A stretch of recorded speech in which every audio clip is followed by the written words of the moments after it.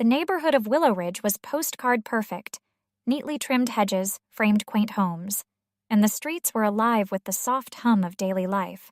It was a place where neighbors greeted each other with friendly waves and shared stories over fences. But not all homes in Willow Ridge were equally welcoming. At the end of Cedar Lane, hidden behind an overgrown yard, stood a small, dilapidated house. Its peeling paint and broken porch swing were a stark contrast to the pristine homes around it.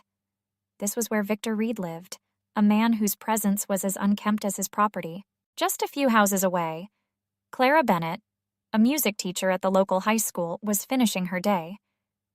Her evenings were usually a mix of grading music theory assignments and practicing piano for the school's upcoming recital.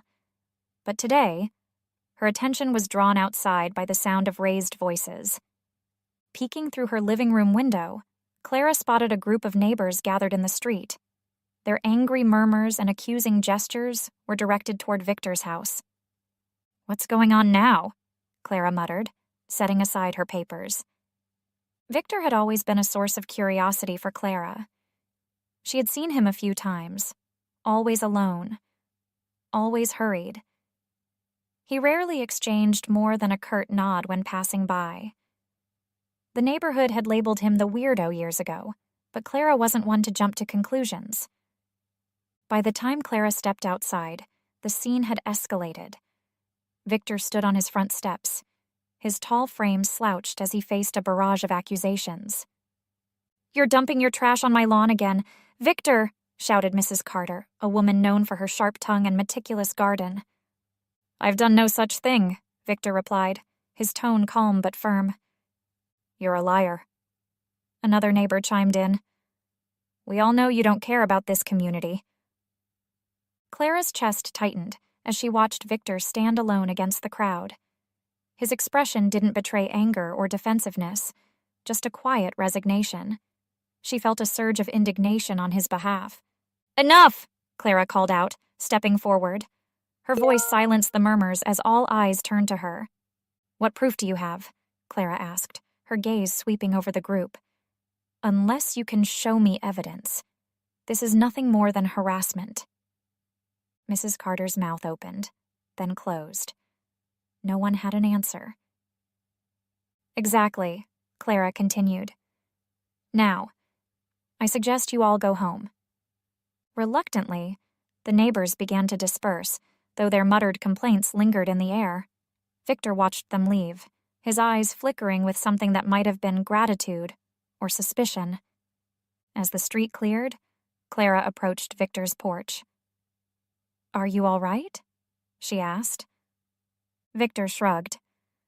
"I've had worse." Clara hesitated. "Why do they target you like this?" Victor's lips twitched into a faint, bitter smile. "Because it's easier than looking in the mirror." Before Clara could respond, he turned and walked inside, closing the door behind him. For a moment, she stood there, staring at the worn wood of his door, her mind buzzing with unanswered questions. Back in her own home, Clara couldn't focus on her usual routine.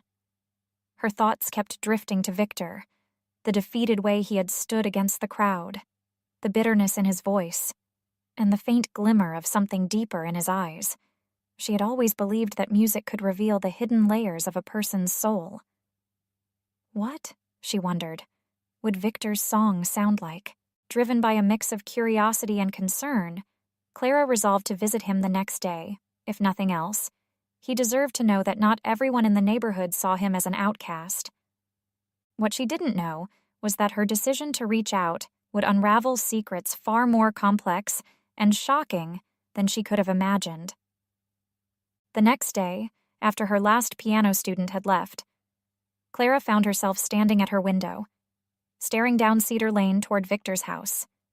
She'd spent the day thinking about the way he had stood on his porch, quietly enduring the neighbors' hostility. It wasn't pity that drove her. It was curiosity and a deep sense of justice. Grabbing her coat, she stepped out into the cool afternoon air. With every step toward Victor's house, she questioned whether this was a good idea. What would she say? What if he didn't answer? When she reached his porch, she took a deep breath and knocked. The sound echoed faintly, followed by silence. For a moment, she thought he wouldn't answer. Then the door creaked open, and Victor's cautious eyes appeared in the gap. "What do you want?" he asked, his tone more tired than hostile. Clara smiled gently. "I just wanted to check on you. After last night, I thought you might need a friend." Victor's eyes narrowed slightly, but after a pause, he opened the door wider. "Come in," he said, stepping aside. Clara stepped into a small, dimly lit living room. The air smelled faintly of paint and wood, and the space was cluttered with canvases, tools, and scattered papers. A half-finished sculpture sat on the coffee table, its intricate details hinting at a skillful hand. "You're an artist," Clara said, glancing around. Victor shrugged. "I used to be." The walls were lined with framed pieces, some landscapes, others abstract. But what caught Clara's attention was a series of portraits. Each depicted the same woman, her features sharp yet elegant, her expression varying from wistful to intense. "Who is she?" Clara asked, pointing to one of the portraits. Victor's jaw tightened, and his gaze darkened. "No one you need to know about," he said curtly. "What do you really want?" Clara. Caught off guard by the sudden shift in his tone, Clara hesitated. I wanted to understand you. The neighbors treat you like a villain. But I don't believe in judging people without knowing their story." Victor let out a dry chuckle, shaking his head. "You're either brave or foolish." "Maybe both," Clara said, smiling faintly. For the first time, Victor's expression softened, though only slightly. "Well, if you're looking for some grand revelation, you won't find it here." As the conversation continued, Clara noticed Victor relaxing, his guarded demeanor giving way to something almost conversational. He spoke in clipped sentences, but his words carried weight. He talked about his love for art and how it had once been his entire world. He mentioned his struggles with the pressure to succeed and how the demands of others had driven him into solitude. "I moved here to get away from all that," he said, his gaze fixed on the floor. "Thought I could start fresh, live quietly. But people have a way of finding things to hate." Clara frowned. "Maybe they just don't understand you."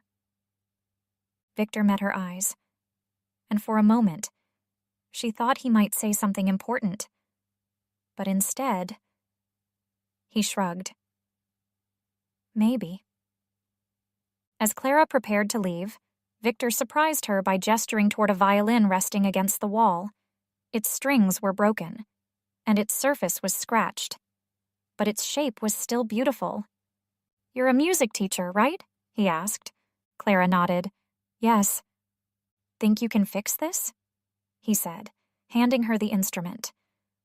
Clara examined the violin, running her fingers over its worn surface.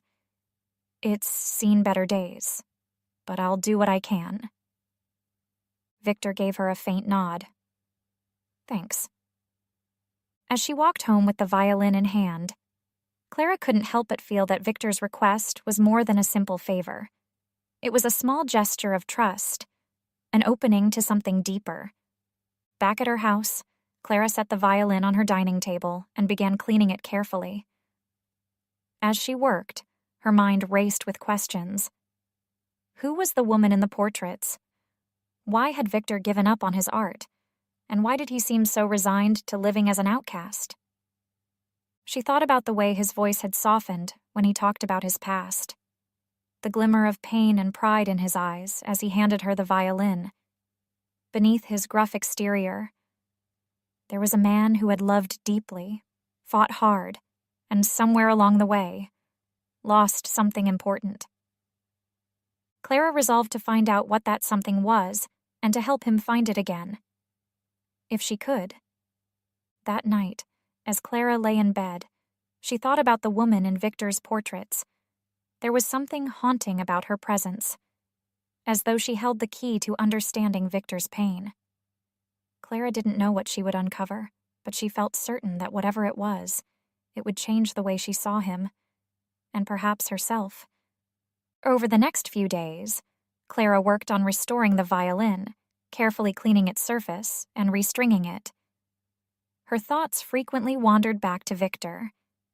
Each time she walked past his house, she noticed the subtle ways the neighborhood continued to ostracize him: glares from passers-by, muttered insults, and even trash left on his lawn. It angered Clara, but it also deepened her determination to understand the man behind the walls. That determination grew stronger when she overheard a conversation between two neighbors while picking up groceries. "I don't know why she's wasting her time with him," one woman said. "Did you hear about his wife?" the other whispered conspiratorially. "She left him years ago. Can't say I blame her." Clara clenched her jaw, resisting the urge to intervene. Instead, she filed the information away, her curiosity about Victor's past burning brighter than ever. That evening, Clara knocked on Victor's door with the restored violin in hand. When he opened it, his eyes flicked to the instrument, and for a moment, his guarded expression softened. "You fixed it," he said, taking the violin from her and running his fingers over the smooth wood. "I told you I would," Clara replied with a small smile. "Why was it broken in the first place?" Victor hesitated, then shrugged. A fit of frustration. It belonged to someone important. Clara tilted her head. "The same person in the portraits?" Victor's face darkened. "You ask too many questions?" "I'm a music teacher. It's my job to be curious," Clara said lightly, trying to ease the tension. "Besides, it seems like you have a story worth telling." Victor sighed, setting the violin down. "Come in," he said reluctantly. "If you really want to know, I'll tell you." Over tea, Victor began to share fragments of his past. He spoke of his wife, Eleanor, a talented pianist who had been the center of his world. Together, they had been a creative powerhouse, he, the artist, and she, the musician. Their home had once been filled with music and laughter, a sanctuary for their shared dreams. "But dreams have a way of turning into nightmares," Victor said, his voice bitter. "Eleanor had ambitions I couldn't keep up with. She wanted fame, success, recognition. I just wanted her." "What happened?" Clara asked softly. "She left," Victor replied. "She said I was holding her back. One day, I came home, and she was gone. No note, no explanation. Just gone." Clara's heart ached for him. "I'm so sorry. Victor, that must have been devastating." "It was," he admitted. "But I'm not innocent in all this. I let my own insecurities drive her away. I blamed her for wanting more. And when she left, I blamed myself for not being enough." As Victor spoke, Clara's eyes wandered to a drawer partially open in the corner of the room. Inside, she spotted a stack of envelopes, their edges worn and yellowed with age. "What are those?" she asked, nodding toward the drawer. Victor followed her gaze, his jaw tightening. "They're letters," he said curtly. "From Eleanor." Clara's breath caught. "You never opened them?" Victor shook his head. "What's the point? They won't change anything." Clara hesitated, then said gently, "Maybe they won't change the past, but they might help you understand it. Don't you want to know what she had to say?" Victor's eyes darkened. "I don't know if I can handle it." Back at home, Clara couldn't stop thinking about the letters. They were tangible pieces of Victor's history, and she believed they held the key to his healing. But she also understood his fear. What if the letters confirmed his worst suspicions? What if they reopened wounds he had spent years trying to close? Still, Clara felt that she couldn't let Victor bury his past forever. She resolved to encourage him, gently but persistently, to confront the letters and the truths they might contain. The next day, Clara was startled when Victor showed up at her door, holding the violin. "It's yours now," he said, handing it to her. "I don't need it anymore." Clara frowned. "Why would you give this away? It's important to you." Victor avoided her gaze. "It's just a reminder of things I'd rather forget." Clara's frustration boiled over. "Victor, you can't keep running from your past. Whatever happened with Eleanor, it doesn't have to define you." Victor's jaw tightened. "You don't understand. This isn't just about her. It's about everything. The failures. The regrets. The things I've lost. It's easier to let it all go." "Is it really easier?" Clara challenged. "Or is it just lonelier?" For the first time, Victor didn't have a reply. Instead, he turned and walked away, leaving Clara holding the violin and the weight of his unspoken pain. As Clara watched Victor retreat into his house, her determination hardened. She didn't know what had driven him to this point, but she was certain of one thing. Victor wasn't beyond saving. The letters, the violin, and the portraits were all pieces of a puzzle she was determined to solve. But as she prepared to dig deeper, Clara couldn't shake the feeling that the truths she uncovered might be more devastating than she anticipated. A few days after Victor gave Clara the violin, she attended a neighborhood block party. It was the first one she'd gone to in years, and she quickly realized why. Cliques of neighbors gathered in tight circles, exchanging gossip and casting judgmental glances at anyone who didn't fit their mold. Victor, of course, was a popular topic. "Did you see him the other night?" one man asked, his voice dripping with disdain. "Skulking around in that yard again?" "He's always up to something shady," another added. "I don't know why anyone would associate with him." Clara's frustration bubbled over. "Maybe because he's not the villain you've made him out to be," she said, her tone sharper than intended. The group turned to her in surprise. "Clara," one woman said, her voice laced with mock sympathy. "You're a sweet girl, but you don't know him like we do. He's trouble." "Or maybe you just don't know him at all," Clara snapped. "Have any of you ever spoken to him? Tried to understand his story?" The group exchanged uncomfortable glances, but no one replied. Clara shook her head and walked away, her resolve to help Victor stronger than ever. The next day, Clara decided to confront Victor. She found him in his front yard, pulling weeds from the overgrown flower beds. He looked up as she approached, his face betraying a mix of surprise and wariness. "I don't know how you put up with them," Clara said, nodding toward the neighborhood. Victor let out a dry laugh. "You get used to it." "Well, I'm not," Clara said firmly. "They don't know you, Victor. They don't know your story. But I do. Or at least, I'm starting to. And I think it's time you stop hiding from it." Victor's expression darkened. "What are you talking about?" "The letters," Clara said. "They're not going to disappear, and neither is the pain you're carrying. But if you face it, if you open them, you might find some peace." Victor's jaw tightened. "You don't understand.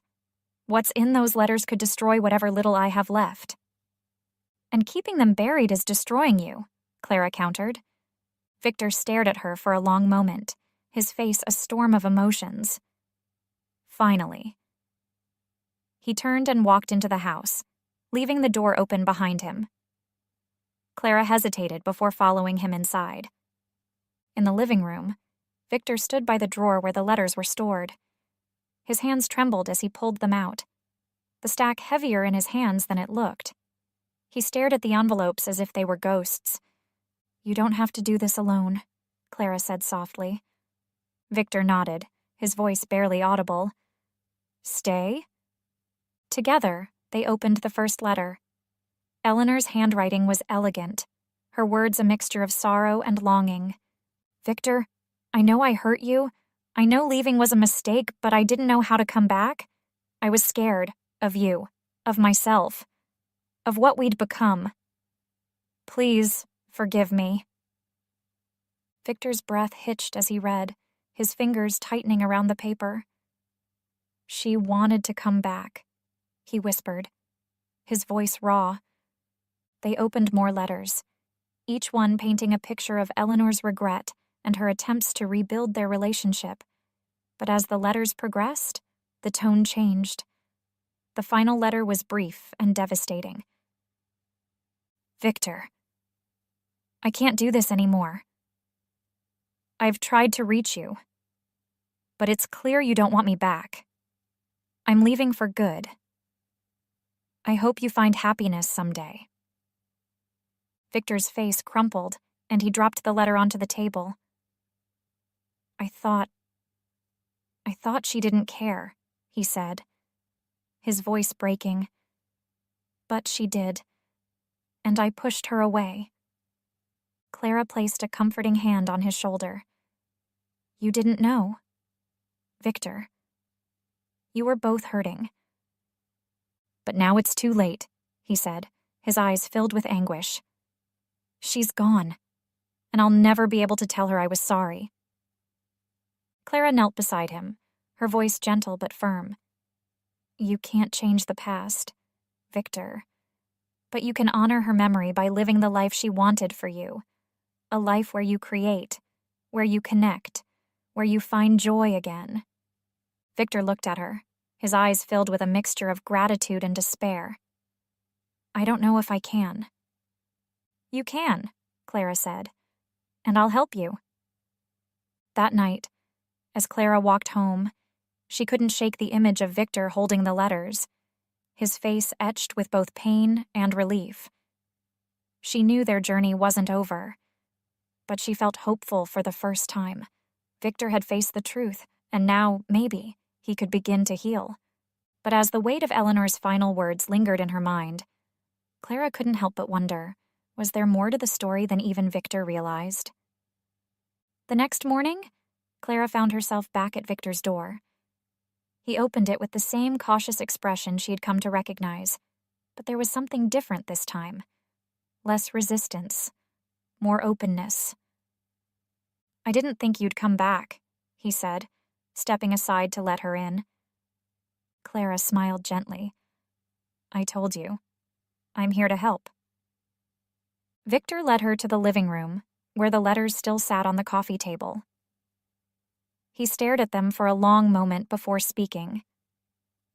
"Last night, it was the first time I've let myself feel all of it," he admitted. "The guilt, the regret, the love. It's overwhelming." "It's the first step, Victor," Clara said, "and you don't have to take the next ones alone." Over tea, Clara proposed an idea. "What if you started creating again?" she suggested. "Your art was a way to express yourself, to connect with people. Maybe it can help you heal." Victor shook his head. "No one wants to see my work. They've all written me off." "Not everyone," Clara countered. "I believe in you, and I'm sure others will too, if you give them a chance." Victor hesitated, his fingers fidgeting with the handle of his mug. "I wouldn't even know where to start." "You start by taking a risk," Clara said. "There's a gallery downtown. They're hosting an open exhibition next month. Submit something. Show them what you can do."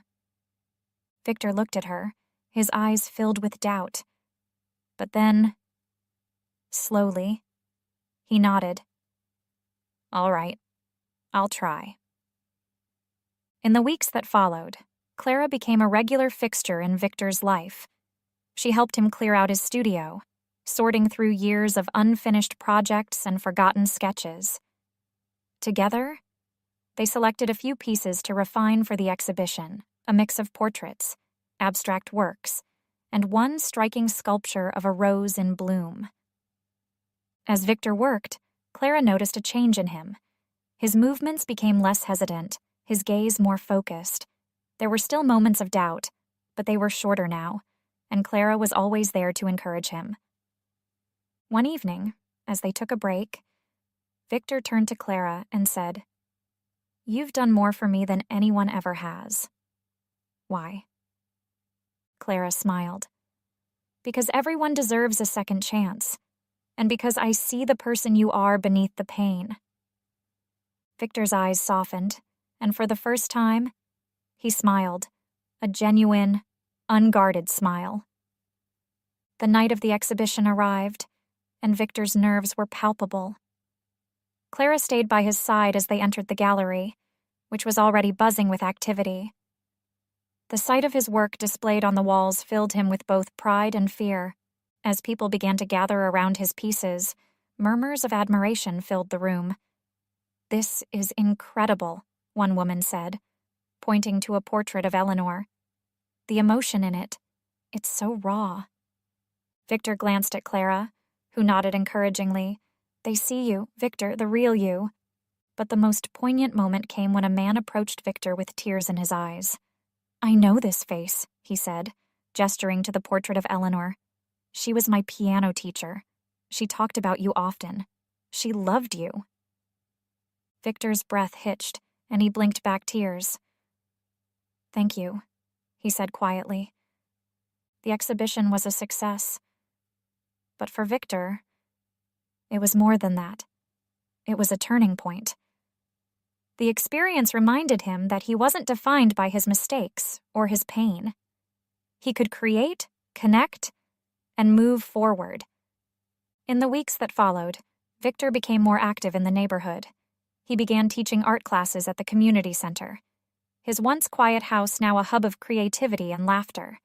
The neighbors who had once judged him started to see him in a new light, their perceptions shifting as they witnessed his transformation.